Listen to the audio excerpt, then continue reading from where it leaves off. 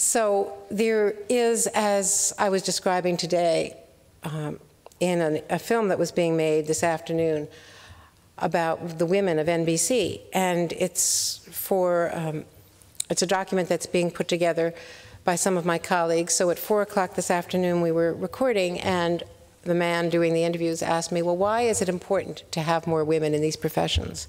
And I gave him that example. And then he followed up and asked me, well, tell me again, why it is important to have more women. And it's precisely why we need diversity in all of our professions, because we all bring different human experiences, not just biological, but different life experiences to what we do. And the more diversity we have in editing and producing and writing and selecting what stories are of importance for that day's newscast or for our website or all of our other platforms, just the more we fully reflect the wonderfully diverse nature of our society and bring other points of view and other experiences to what we do. So it's something that I feel is profoundly important. Last night I was at the Kennedy Center where we were screening a very interesting documentary that His Royal Highness Prince Charles, through the Prince of Wales Foundation, has done with his colleagues, with two very interesting filmmakers. And it is called Harmony. It is a very passionate appeal for a greater devotion to environmental sustainability. And we were screening it at the Kennedy Center in the Opera House, along with awarding an award from the Council on the Foundation on Sustainability to Ela Bhatt, whom some of you may know, for what she has done with women in India and now Pakistan and Afghanistan and South Africa in organizing workers. And I was introducing Hillary Clinton, who was presenting the award. And as I thought back over my years of covering Hillary Clinton, Condoleezza Rice, other women in government, as Madeleine Albright and Condi Rice and Hillary Clinton might say, now it's important to explain to young girls that, yes, a man can grow up to be Secretary of State. Not quite as wonderfully as Henry Kissinger, but men can still aspire. And Hillary Clinton was giving this award to Ela Bhatt, and I was remembering when I first met her on a trip with Clinton to India back in the 90s, when we then went to Beijing, and Clinton declared that women's rights are human rights, and as long as girls are aborted or killed, their spines broken or discarded in other ways, literally or figuratively, that as long as girls are not valued, that the society as a whole will not change and grow and prosper. And these are values that have now been incorporated into U.S. foreign policy by Republicans and Democrats, and of course into the UN goals as well.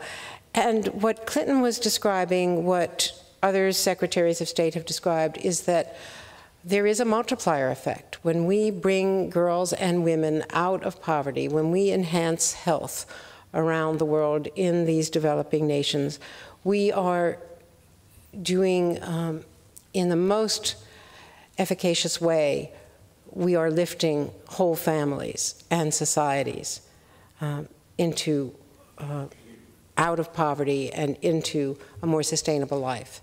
And so women really are the central of so many of these groups in civil society, and it is through the work of all of you in medicine and many others in public policy that we can advance these goals. So it starts with the individual. It starts with having women role models in science, in the arts, in law, on the Supreme Court. In Aspen last summer, I was at a belated birthday dinner for Sandra Day O'Connor, and barely a week after Martin Ginsburg's death, Ruth Bader Ginsburg came as well, with her grandson, just deciding that she was going to fulfill a commitment to speak at the Aspen Ideas Festival, and that was the best way for her to get through her grief. And I know her quite well, and knew Marty, and know their wonderful marriage, and knew very well John O'Connor and Sandra Day. And Ruth Bader Ginsburg got up and started speaking about what Sandra Day O'Connor and her mentorship had meant to her, to Ruth, when she first joined the court.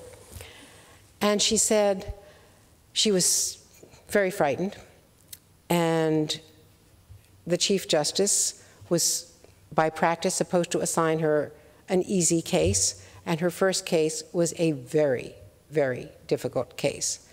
And she went running to Sandra Day and said, "What am I going to do? What am I going to do?" And Justice O'Connor said, "You will carry on. You'll just do it. If you don't do it, he will then give you another bad case. So you will do it and get it done."